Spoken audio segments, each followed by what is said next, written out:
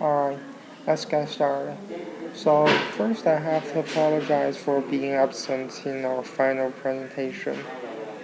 I'm going to present to you the theoretical part involved in our case study where we find the topic evolution models and decide which model to use to implement in the platform.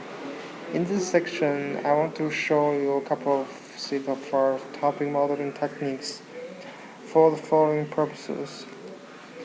First, to track topic evolution, which means we want to see the changes of word probability of each topic over time. And the second purpose is to implement an algorithm that does online updating, which means that we don't have to, which means that it will be better if we don't have to store a huge amount of historical data to learn new topics. There are three models that seem to be involved in to these two purposes. All of them are extensions of the basic RDA algorithms. The first one is online learning for RDA proposed by Hoffman in 2010. The second one is online RDA proposed by Alsumate in 2008. And the last one is dynamic topic model proposed by Blay and Letty in 2006, which is a model we finally decide to use. Before going into the details of these three models, I want to review the basic notions of RDA. Here is a graphical representation of the generative process in this model. Here in this box, for each document, we will select a topics mixture for this document based on a delicately distribution parameterized by this alpha. And with this mixture of topics, we will select one topic for each word. And for this topic, we will have a profile, which is probability distribution over underlying set of words. So with beta and z, we can have a word in this document, and all these words are generated in the same way. There are two parameters outside this box which can be seen and set beforehand. Alpha is the hyperparameters of topics mixture proportions in the document, and beta is the list of topic profiles over underlying set of words, which is characteristic of topics. Although at the first glance these three topic models seem to be topic evolution models, but it turned out that only the last two models are topic evolution models, while the first one is only online updating of RDA, which doesn't suit our purposes. To explain this idea, I want to show you this this graph. So all three models will generate results like this. So at each point on this timeline, we'll have a set of topics learned from the corpus. But for genuine topic evolution model like online RD and dynamic topic model, each topic of this set of topics is dependent on the same topic of previous time slice. And each set of topics is learned for only part of the document within this time slice. And there is a link um, between the time slices.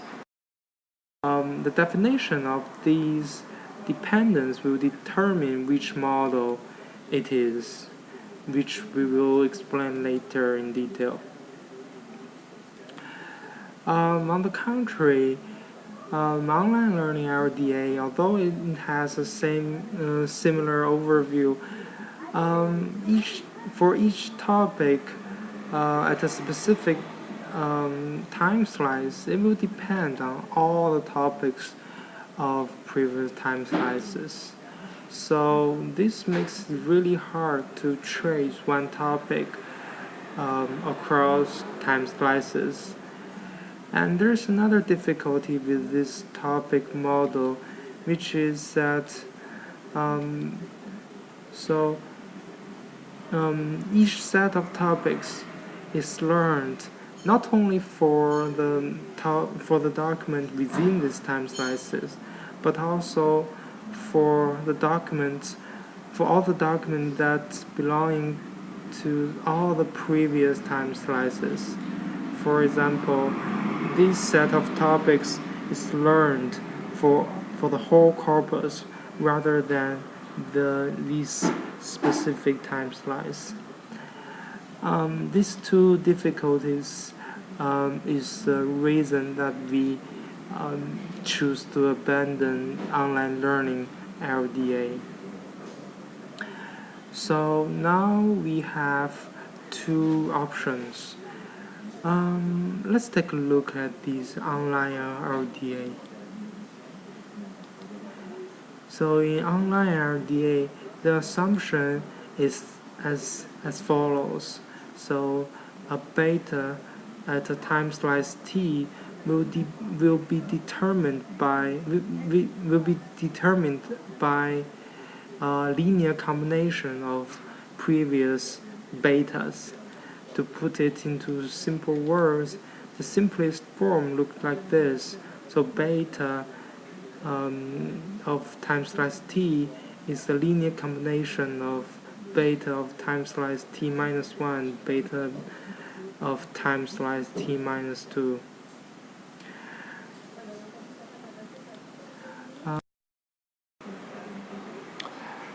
However, in the dynamic topic model, authors decide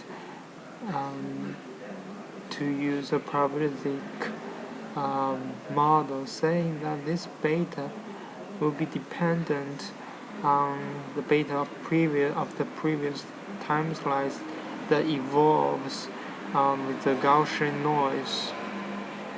And this also applies to alpha, which evolves with the Gaussian noise. So there is a significant difference between these two models. Unlike online LDA, here the betas cannot be calculated directly. It is a sample that must be learned together with the learning of all earlier time slices, which means that this is not an online algorithm. So in summary, we present to you the pros and cons of both topic models. For online LDA, it's an algorithm that supports online batch updating, but the problem is that there is no code available. For dynamic topic models, the benefit is that there is a C++ implementation. However, this is an offline algorithm. But notice that there is no requirement to use an online algorithm in the current platform. So we finally decide to use dynamic topic models both for the facility and for the credibility of the authors. So far we have introduced how we choose topic models to suit for the following two purposes. And then I want to present to you how to detect new topics. We use two distance matrices to measure the changes of topic distributions. Suppose P and Q represent two topic profile distribution over words. where Q evolves into P. The KL divergence is defined the following way, which is a popular measure of the distance of two probability distributions. Another metric that we choose to use is the cosine distance of two distributions, with the only exception that there is weights, which is the inverse document frequency of each word. This weight is added to balance the effect of the popularity of common words that appears very often in forums. So when the measure exceeds a certain threshold, we will say that a new topic is generated from the old ones. And that's conclude the theoretical part of our case study. Thank you.